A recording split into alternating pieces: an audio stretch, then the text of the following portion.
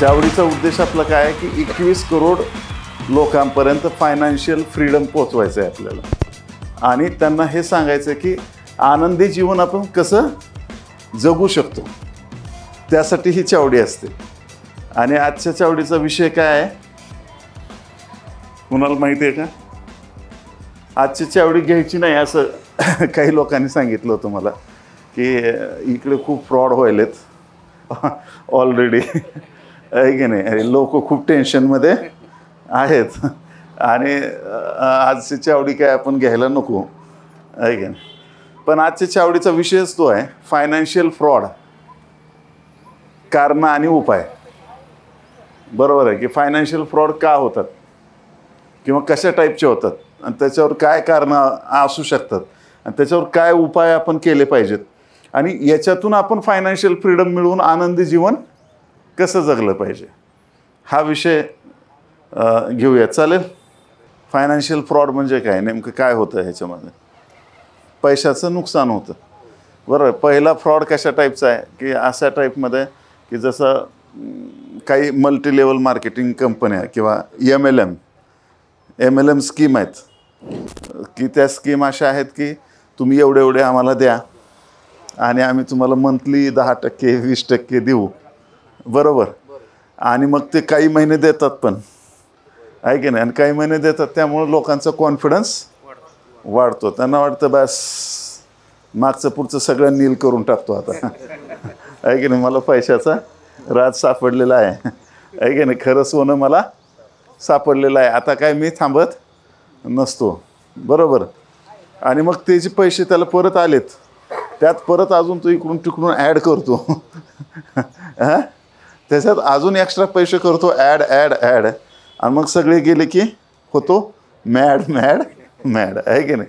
असे फ्रॉड कुणासोबत झालं आहे इथं? म्हणजे सर उदाहरण सांगा एखादं म्हणजे लोकांना हे तरी कळेल की बाबा असं आपण सावध राहायला पाहिजे. हां सर असंच मित्रांनी बोलले होते की मंथली 1 लाख रुपये इन्व्हेस्ट केले ना मंथली तुम्हाला 15,000 मिळतील. म्हणजे 1 ते 1.5 लाख होणार. हां 15% मंथली मिळणार. त्याच्यात मित्रांनी सांगितले म्हणून इन्व्हेस्ट दिले पण 2च आले हप्ते त्यानंतर बंद झाले.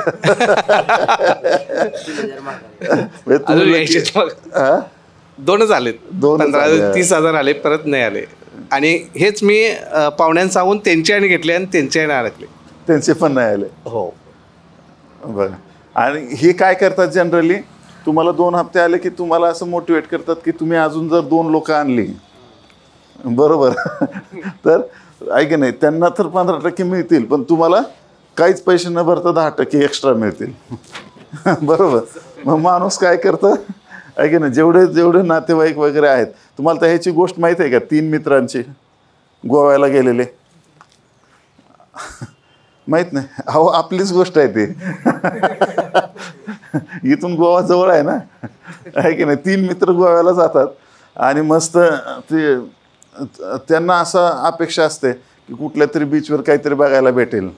बरोबर. कळालं आता कुणाला काय करायचं. आणि मग ते जातात असं कडाकपारीने आणि मग एक मित्र काय करतो ते एका कपारीत हात घालतो. हात घातल्यावर त्याला मध्ये एक विंचू चावतो. विंचू कडाडून चावतो त्याला. पण त्याला आता हसावं का रडावं काहीच कळत नाही. म्हणजे होतं ना तशी भावना. मग तसं तरी ते सहन करतो कसं तरी. मग ते दोघं दुसरे मित्र बघायला येत म्हणल्यावर पुन्हा असं करतो आणि बाहेर हात काढतो. मग दुसरा म्हणतो अरे काय झालं? अरे लय गार वाटतंय. मग काय केलं त्याने पण परत हात घातला आहे की नाही. ते जे काचशिरी चावला त्याला कळालं साल्यानं मला फसवलंय आहे की नाही. पण अजून एक राहिलेलं आहे. जाऊ तर सगळे जाऊ आहे की नाही. सबका विकास. मग ते परत त्याला चावलं. त्यानं पण असं केलं बेस्ट. आणि त्याने ह्याला वाटलं अरे एवढं बेस्ट आहे आपण पण अनुभव घ्यायला पाहिजे. त्याने असं प्रत्येकाने त्याच्यामध्ये तसंच हे MLMमध्ये आहे की नाही. मी सगळ्यांना दोष देत नाही पण MLM स्कीममध्ये असं आमिष दाखवून लोकांना हे केलं जातं आणि वा वा वा मला किती भेटलं आहे की नाही. MLM मधले आहे की नाही, घरात नाही दाना मला बाजीराव म्हणा अशी स्थिती असते. 4 व्हीलर तर असते पण त्याच्यात डिझेल टाकायला पैसे नसतात, कारण ती 4 व्हीलर पण त्याला हप्त्यानं दिलेली असते, त्याला काही डाऊन पेमेंट भरायची गरज नसते. आहे की नाही. कंपनी एकदाच उचलते हप्त्याने आणि त्याला मग वाटते एक कार, त्याला वाटतं साला माझी लाईफ सुधारली. अरे पण 1 रुपया नाही तुझ्याकडे, कार दारात आहे, त्याचं इन्स्टॉलमेंट भरायचं आहे, EMIचा राक्षस तुझ्या डोक्यावर आला आहे की नाही, अख्खी लाईफ बरबाद झाली का नाही. आणि मग त्याचे हप्त्याचे जर नाही भरले तर रिकव्हरीवाले किती डेंजर आहेत तुम्हाला माहिती आहे. बरोबर, ते येतात गाडी ओढून नेतात, शिव्या देतात, म्हणजे भरपूर काही प्रकरणं होतात. आणि हे पाहुण्यारावळ्याचेच गोळा केलेले असतात, त्यामुळे त्यांना तोंड कसं दाखवायचं हा प्रश्न येतो. कित्येक लोक पळून जातात, गाव सोडून जातात निघून. असं झालेलं आहेत का नाही केसेस. असं व्हायला नाही पाहिजे पण तसं होतं. मग हे केसेस आता हे झालं MLM स्कीम. पण काही एखादा जो असतो तो एखादा यूट्यूबवर व्हिडिओ बघतो, त्याला जोश येतो, अरे यार मला मार्केट समजलं, हा सपोर्ट आहे, हा रेजिस्टन्स आहे, ही कॅन्डल आहे की नाही. आणि ही कॅन्डल आली की आपल्याला एंट्री घ्यायची. कुठला तर एखादा व्हिडिओ बघितलेला असतो, त्याला सगळं माहीत नाही ना बाकी. मग ते म्हणतं बस आता मला राज सापडलं, सपोर्टला एखादी कॅन्डल आली की आता उचलायचं याला. बरोबर, मग ते काय करतो.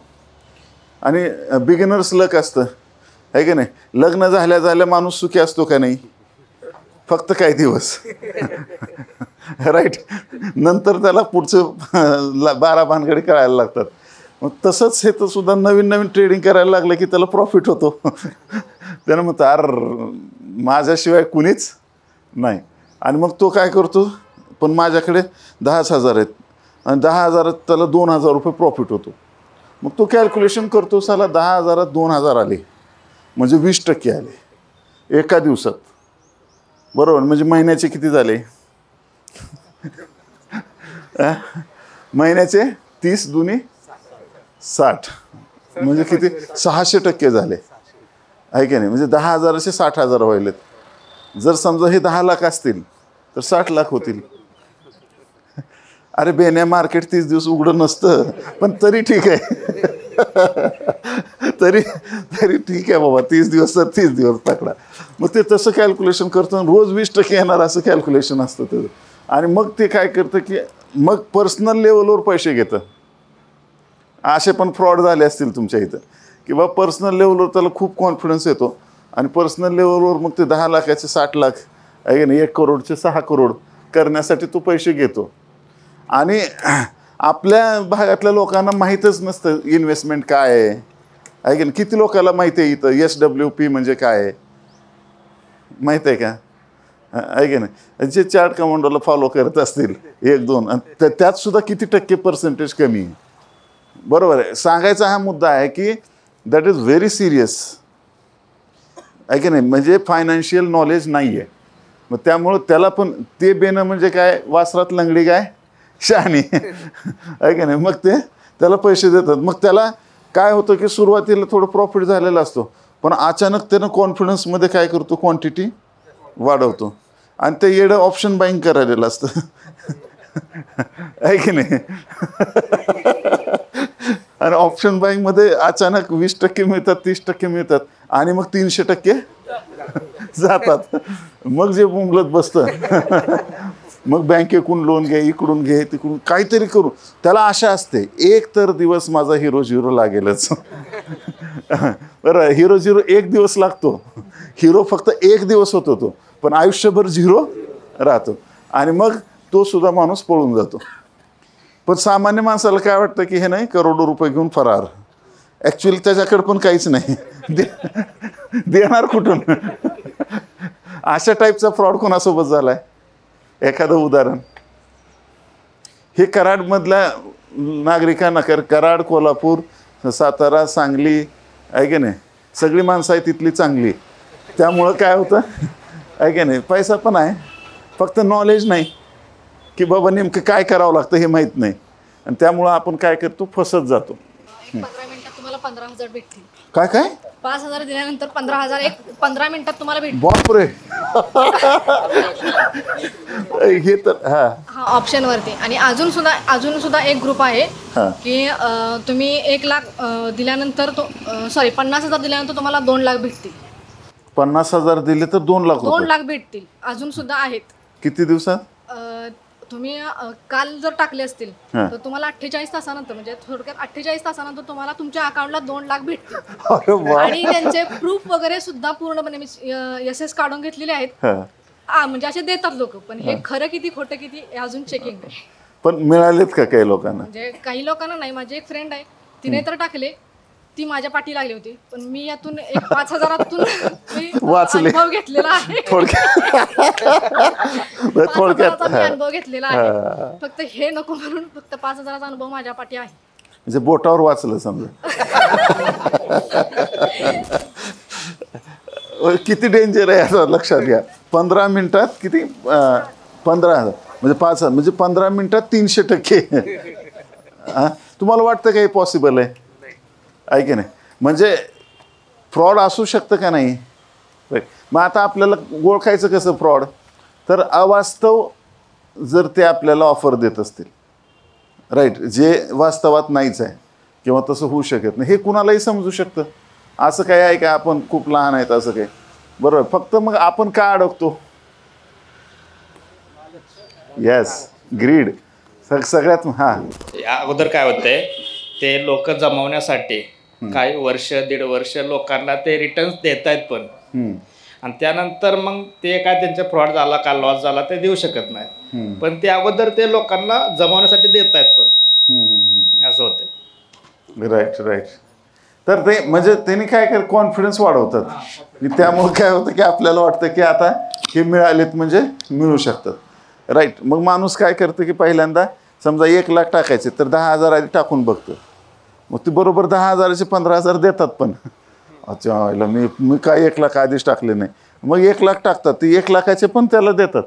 मग ते 10 लाख टाकतं पेनं, मग पुन्हा ते काही सापडत नाही. आहे की नाही? असे भरपूर फ्रॉड झालेले आहेत वेगवेगळ्या टाईपचे. प्रणित सर आहेत का? बरं. तर आता आणखी असे अजून काय होतं तिथं? पतसंस्था किंवा जे चिट फंड आहेत त्यांनी सुद्धा काही फ्रॉड केलेले आहेत आपल्या परिसरामध्ये, राईट. मी येता माहिती काढली तर की बाबा अवास्तव म्हणजे एक्स्ट्रा रिटर्न म्हणजे दाम दुप्पट, फास्ट दाम दुप्पट द्यायलेत म्हणजे काहीतरी प्रॉब्लेम आहे, एक लक्षात घ्यायचं आहे की नाही. दुसरा, तर मी जरी माझ्या हातात पैसे मागितले तरी लक्षात घ्यायचं की हा सुद्धा काही फ्रॉड आहे, हे गोड बोलून आपल्याकडून काढता बेटा, आहे की नाही. तर हे लक्षात घेतलं पाहिजे आपण, आहे की नाही. आम्ही काय करतोय फायनान्शियल चावडीच्या माध्यमातून फायनान्शियल लिटरेसी, की तुम्ही फसू नका, तुम्ही स्वतः शिका. आणि जसं आता सरांनी सांगितलं डोंबे साहेबांनी की बाबा काय की असं मला नॉलेज नव्हतं, मी शिकलो, आता मला, आहे की नाही, हे जमतंय. म्हणजे जसं काय असेल आपल्याला किमान पश्चाताप तर होत नाही ना, आहे की. समजा लॉस पण झाला किंवा स्टॉप लॉस उडाला तर मी स्वतः ट्रेड घेतला आहे ना तो, किंवा मी स्वतः स्टॉक घेतलेला आहे, त्याचा एक आनंद राहतो, राईट. पण दुसऱ्याकडून जर गेलं तर मग ते आपल्याला खूप दुःख होतं, आहे की. तर अजून काही फ्रॉड अशा पद्धतीनं की बाबा तुम्हाला लोन देतो म्हणून असे झालेले आहेत का, की बाबा तुम्हाला लोन देतो, तुमचं पॅन कार्ड हे ते मग घेतात, मग प्रोसेसिंग फीस म्हणून पैसे घेतले जातात. असे काही झालेत का फ्रॉड? एखादं उदाहरण? तर ते बोलले काय की माझा एक मित्र आहे, मग तो आहे बेंगलोरचा, मग तुमचं आधार कार्ड पॅन कार्डवर तुला ते लोन भेटते. मग त्याने काय केलं, लोन भेटते म्हणल्यानंतर मला पण जरा लोनची गरज होती ना पैशाची. मग मी काय केलं, तो बोलला आधार पॅन पाठव आणि बँकेत स्टेटमेंट पाठव. मग मी त्याला सेंड केलं. ते सेंड केल्यानंतर काय झालं, तो बोलला की 2 दिवसात काय असेल ते अप्रुव्हल येऊन खात्यावर पैसे जमा होतील. त्याच्या आधी तुला एक त्यांची प्रोसेसिंग फी ती तुला द्यावी लागणार. मग काय तर 3,500 का 3,400 असे काय तर प्रोसेसिंग. मग आता काम तर करायचं आहे म्हणून मी दुसऱ्याकडून पैसे घेऊन त्याला दिले. 2 दिवस झाले, 4 दिवस झाले, 6 दिवस झाले, महिना झाले, आता 1.5 वर्ष होत आलं तरी त्यांना काय माझं प्रोसेस झालीच नाही. प्रोसेस झाली, माझी प्रोसेस झाली पण ती काही लोनची झालेली नाही. बरोबर आहे. म्हणजे आपल्या आजच्या चावडीचा पूर्ण पश्चिम महाराष्ट्राला फायदा झाला पाहिजे, की किमान दुसऱ्यासोबत असं व्हायला नको. आहे की तुम्हाला असे कधी फोन आले असतील बघा की आम्ही या कुरिअरमधून बोलतो एअरपोर्टवरून, बरोबर, एअरपोर्टवरून बोलतो आहे आणि तुमचं हे पार्सल इलिगल पार्सल आलेलं आहे. हां, कॅशबॅक तर आहेच, पण इलिगल पार्सल आहे असं काही घेतात. ते इलिगल पार्सल आहे, तुम्ही कसं काय ते इराकवरून आले आहे की नाही. मग ते माणूस आणि ते शनिवारी किंवा रविवारी सकाळ सकाळ फोन येणार तुम्हाला, आहे की नाही. मग आपण आज कसं तरी रिलॅक्स व्हायचं ठरलेलं असतं आपलं, जरा एन्जॉय करावं फॅमिलीवर. टेन्शन येतं त्याला लगेच, आता काय करावं, कसं काय माझं नाव. मग तुम्ही म्हणतात कुठं तुम्ही आधार कार्ड वगैरे असं तुमचं कुणी घेतलं होतं का, किंवा कुठून हरवलं आहे का तुमचं. मग त्याला डाऊट येत राहतो, ते विचार करत राहतं दिवसभर, बरोबर. आणि मग अशा पद्धतीनं मग ते म्हणतात की आम्ही तुमचा आहे की नाही या पोलीस क्वार्टरला कॉल ट्रान्सफर करत आहोत ते. आणि त्या कॉलवर तुम्ही व्हिडिओ कॉल जरी केला तरी ते पूर्ण सेटअप असतं. तुम्हाला ते दिल्ली हायकोर्टाचं सेटअप दिसेल, दिल्ली पोलिसांचं दिसेल, किंवा एअरफोर्स पोलीस आर्मी त्यांचं दिसेल, आहे की नाही. आणि ज्याला नॉलेज नसेल ते फार त्याचं त्याच्या आईला काय असेल ते माझं घर इकतो गड्या पण मला ह्याच्यातून बाहेर काढा, हां, आहे की नाही, काही करून. पण ते ऐकत नाहीत कसंही. तुम्ही बळजुबरीनं मागं लागून त्यांना पैसे देता की भाऊ काही करा, ते ऑनलाईन तुम्हाला, मग आम्ही ऑनलाईन अटक केली असं झालं आहे, आहे की नाही. बरं, साधे माणसं गोरगरीब जाऊ द्या, मोठमोठाले तुम्ही ते यूट्यूबवर पण पाहिलं असेल, सायकोलॉजिकल डॉक्टर 2 करोड रुपये दिले त्यांनी, बरोबर आहे. काय अरेस्ट केली त्याला, कुठं, होम अरेस्ट. त्याला फक्त सांगितलं तुम्हाला आम्ही घरातच अटक केली. येडं उठलं आणि पळत सुटलं, आणि ते पण अटक झाल्यासारखं बसलं, ते गेलंच नाही कुठं.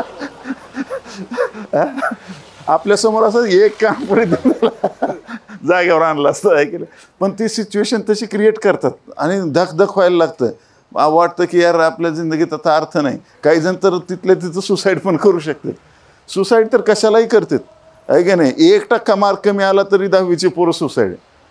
किती मूर्खाचा बाजार आहे. ह्याचा अर्थ लक्षात घ्या की आज आमची मेंटॅलिटी किती वीक झालेली आहे, राईट. आम्हाला तर तुम्हाला सांगतो सोशल मीडियावर असल्या काही धमक्या येतात, एवढा त्रास दिला जातो, काय काय. मला पहिलं टेन्शन यायचं, पण आता हसू येतं. अरे दादा मी लय लांब गेलोय, माझ्या कशाला नादीला, आहे की नाही. मला पण असे पुन्हा कित्येकदा आलेले आहेत, आहे की नाही. आणि मग त्याला मी काय करतो, माझ्याकडे दुसरं बॅकग्राऊंड माझ्याकडे लावतो. मी लगे PMO ऑफिसचं बॅकग्राऊंड लावतो माझ्या मागे. तुझ्या याला PMO ऑफिसमध्ये केलंच म्हणून त्यानं कट करतं. सांगायचा हा उद्देश आहे की तुम्हाला याच्यामध्ये लक्षात घेतलं, बसून बोलू का, याच्यामध्ये आपल्याला लक्षात घेतलं पाहिजे की भ्यायचं काही कारण नाही. आणि काही जरी झालं तरी काय होणार आहे, तुम्हाला सोपं. त्या प्रॉब्लेमचं एकच सोल्युशन आहे. स्वतःच्या मनाला एक प्रश्न विचारायचा, होईल काय, काय होईल.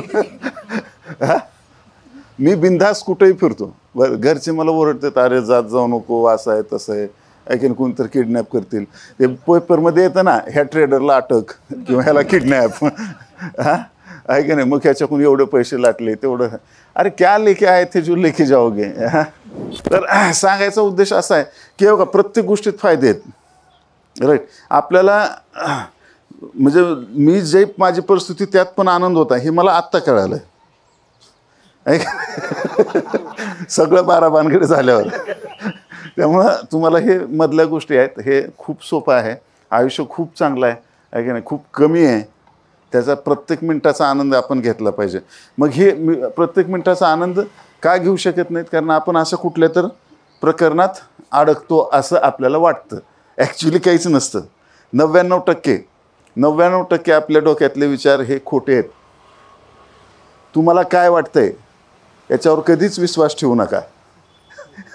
काय बोलतो मी, दुसऱ्याचं सोडून द्या, खड्ड्यात जाऊ द्या दुसऱ्याला. तुम्हाला जे काय वाटतंय ना मनात ते सगळं खोटं आहे, तेच फ्रॉड आहे मुळात. बरोबर आहे की नाही. इथं तुम्हाला मी यायच्या आधी काही विचार आले असतील तुम्हाला, आहे की नाही. काय सांगतात की बाबा पैसे काढतात का काय, किंवा अजून काही, किंवा एखादा मित्र आला, किंवा आपण एखाद्या ठिकाणाहून चाललो, किंवा समजा तुम्ही ड्युटी जॉब किती लोक करतायत, हां बरोबर. आता उशीर तर झाला आहे, ती बेन आला असेल काय की माझी लेट मास्टर लागेल का, ऑफिसला काय होईल, ह्याला काय वाटेल. तर समजा सुट्टी घेतली आहे, घरी राहिलाय, तरी त्याला वाटतं माझं बाजूवाला काय करेल आज, मी नाही तोपर्यंत काहीतरी काढी करेल का. ॲक्च्युअली त्या बाजूवाल्याच्या डोक्यात तुमचं काहीच नसतं. हे बेन स्वतःच विचार करून मरत असतं इकडं. ॲक्च्युली तुम्ही तुमच्या विचारावर विश्वास ठेवला नाही पाहिजे, तुम्ही जे विचार करताय. म्हणून मी नाकावर फोकस करा का म्हणलं. नाकामधून श्वास घेतो आपण, श्वास घेतो आणि तो श्वास आपल्याला त्या श्वासासोबत मनात घुसायचा आहे. काय करायचं आहे, त्या श्वासासोबत मनात घुसायचं आहे आणि मनावर कब्जा करायचा आहे. मनाला काय वाटतंय ह्याच्याशी मला काय घेणं देणं नाही.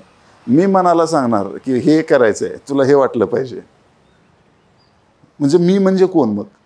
याच्यावर जर मी बोलत बसलो तर तुम्ही सगळे झोपी जाचाल. आहे नाही, जय चाट कमांडो बाबा, जय जय राम कृष्ण हरी. तर मग हे पण धंदा सुरू केला का असं तुम्हाला वाटेल. त्यामुळं आपण तो विषय बाजूला ठेवू. पण सांगायचा हा उद्देश आहे की तुम्हाला स्वतःच्या मनावर कंट्रोल करता आला पाहिजे. बरोबर आहे की नाही. एखादा मित्र भेटून असं नुसतं तिथवर गेला नाही तर आपल्याला वाटतंय साला आता हे कुठं पचकतंय की कुठं जातंय. ॲक्च्युली त्याच्या डोक्यात काहीच नसतं आपल्याबद्दल. बरोबर आहे. मग आपण बारीक लक्ष ठेवायला लागतो. आहे की नाही. शेजारी पाजारी बघा तुम्ही, आहे की नाही. त्यानं काय आणलं, हिनं काय आणलं, तिनं असं बोललं का, हां तिनं तिच्याकडे गेली ती म्हणजे काहीतरी माझ्याबद्दलच बोलली असेल. असं होतं की नाही डोक्यात. तर हे जे आहे याच्याऐवजी आपण मनाला विचार की नेक्स्ट अर्धा तास मी काय बेस्ट करू शकतो. मित्र समोर गेला, मी लगेच काय म्हणलं मनाला, नेक्स्ट 30 मिनिट मी काय बेस्ट करू शकतो. आता मन काय विचार करायला सुरू करेल, हां आपलं हे काम पेंडिंग राहिलं आहे, बरोबर आहे, ह्याची स्क्रिप्ट लिहायची आहे, बरोबर आहे, किंवा हा व्हिडिओ बनवायचा आहे, किंवा हे काम करायचं, किंवा मला इथं हे कर, बरोबर आहे. म्हणजे ते मन काय सुरू करणार होतं, ते बेनं कुठं जातं की काय करतं की कुणाचं. त्याच्याऐवजी आपण मनाला आदेश दिला, काय दिला, what is the best for me in next 30 minute. तर आपल्याला अशा पद्धतीने हँडल करता आलं पाहिजे. म्हणून मग ह्या फ्रॉड केसेसमध्ये आपण अडकणार नाही. आपण मग त्यामुळं काय होतं की आपल्याला विनाकारण मानसिक त्रास होतो, मग ओव्हर थिंकिंग होते, आणि ओव्हर थिंकिंगमधून मग विचार हे सगळ्या दुःखाचं मूळ कारण आहे.